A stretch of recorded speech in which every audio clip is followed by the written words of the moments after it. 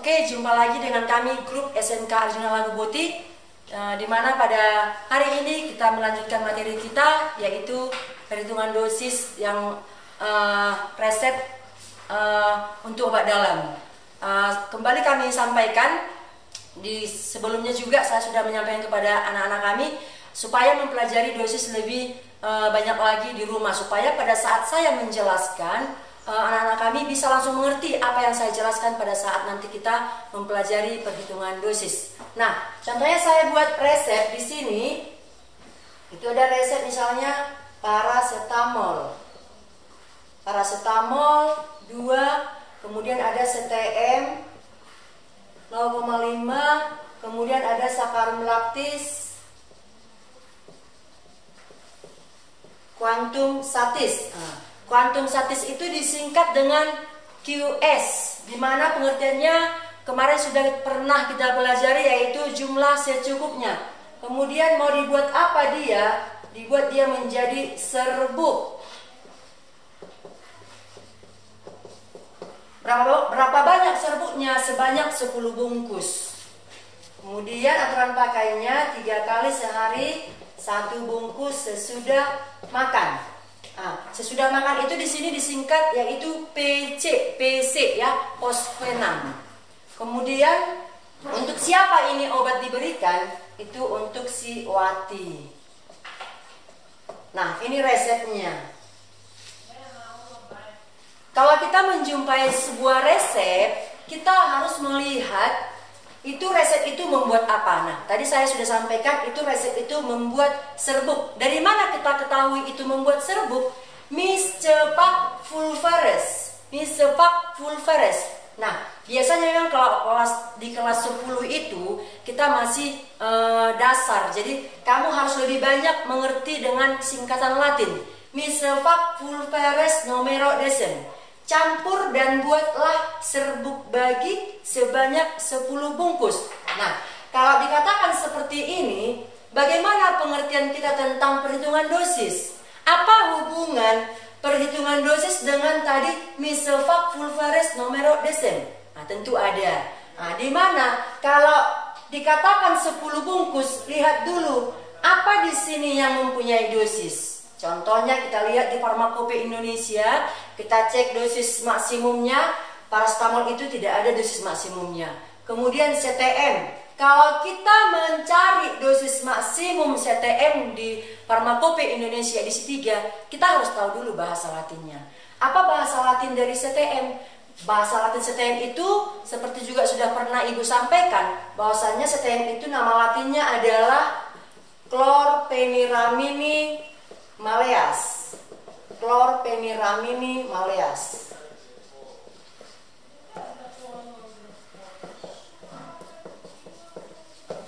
Chlorpheniramine maleas ya, nama Latin dari CTM. Sinonimnya itu adalah chlorpheniramina maleat.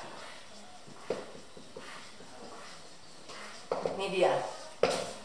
Jadi kalau kita melihat dosis maksimum dari CTM ini, kita harus tahu dulu ini nama Latinnya.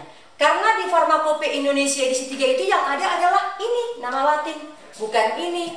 Oke, sekarang kita melihat dosis maksimum chlorpheniramine maleas di Farmakope Indonesia edisi 3. Oke, kita buka Farmakope Indonesia edisi 3. Dosis maksimumnya itu adalah 1 kali pakai itu kosong, tidak ada. 1 hari itu dosis maksimumnya adalah 40 mg.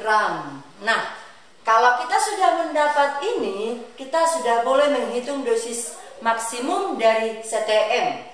Nah, sekarang menghitung dosis maksimum CTM itu apa yang perlu?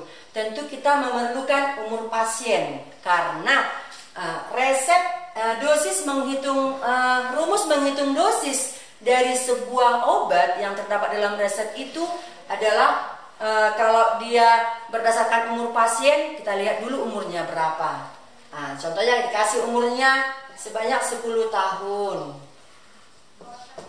Rumus menghitung dosis untuk umur 10 tahun itu adalah rumus Dilling, yaitu N/20 kali dosis maksimum dewasa. Ini dia 1 kali pakai.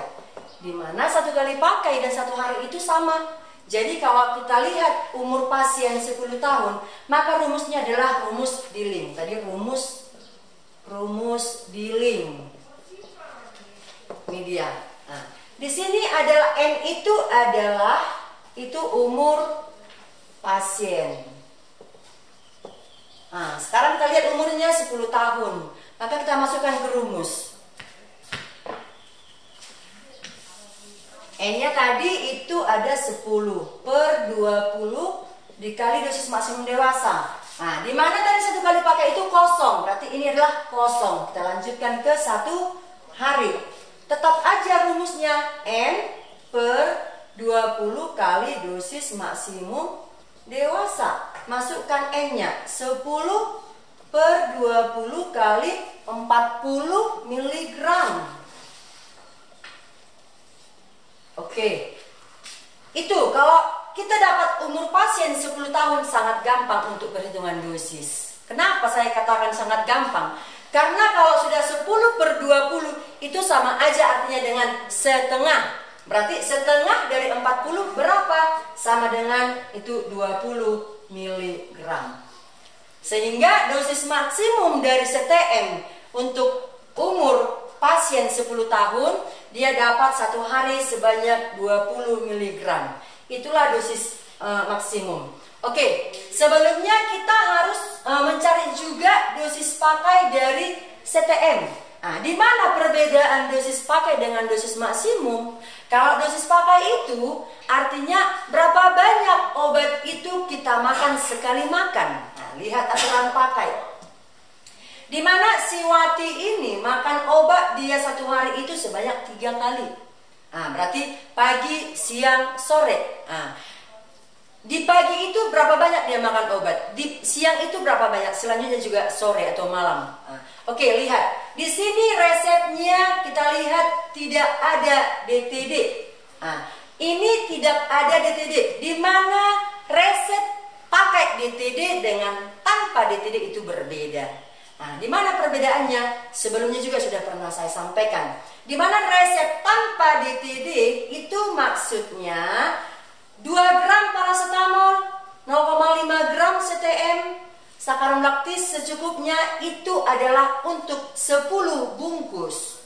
Untuk 10 bungkus. Artinya kalau 500 mg untuk 10 bungkus, berapa miligram kah untuk 1 bungkus? Oke, sangat gampang ya.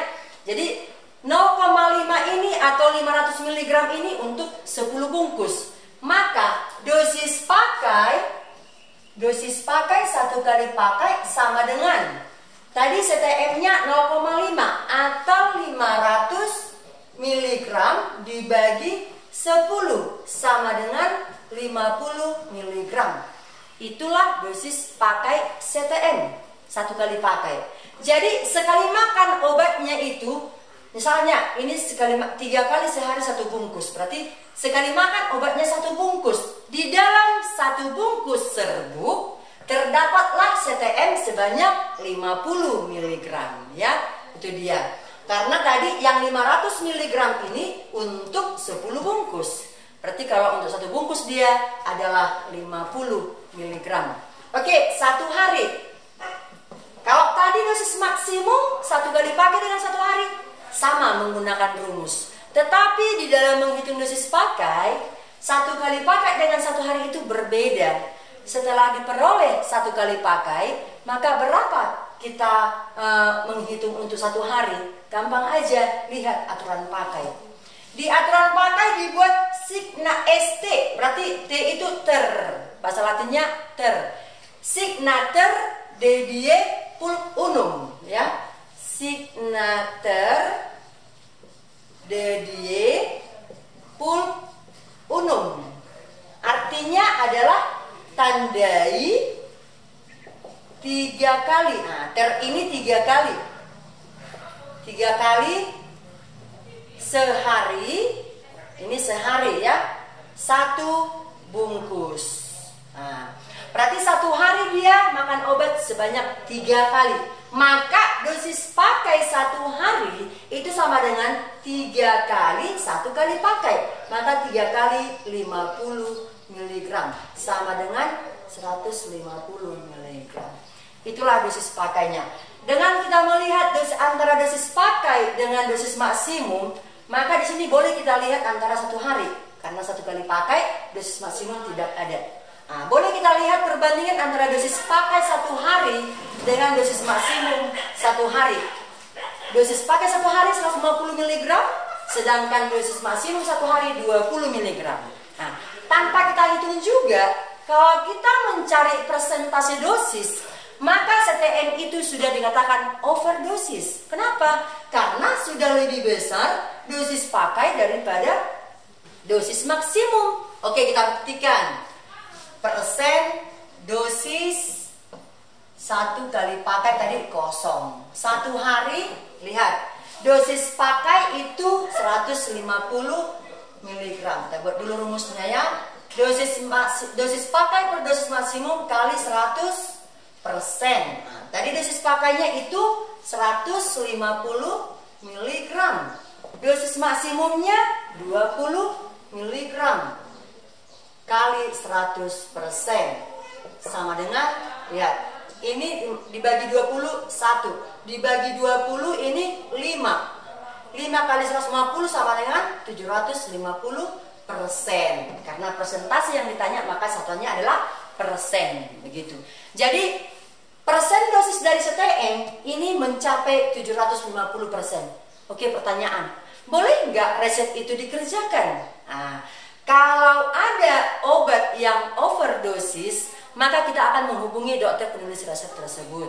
Kalau di laboratorium kita menghubungi instruktur, apakah resep itu boleh dilanjutkan pengerjaannya. Oke, nah, seperti apa kita melaporkannya itu? Oke, kita tunjukkan bahwasannya ini resep ini overdosis CTM-nya. Ini CTM overdosis. Nah, oke, kalau dokternya mengatakan, oke, kerjakan aja, lanjutkan aja. Bolehkah kita mengerjakan begitu saja? Tidak boleh tanpa sebelum dokter tersebut memberi tanda paraf di depan nama obat ini. Jadi kalau ini resep boleh kita kerjakan dengan tadi persen dosisnya 750%, maka dokter tersebut harus membubuhi di sini tanda seru dan juga paraf.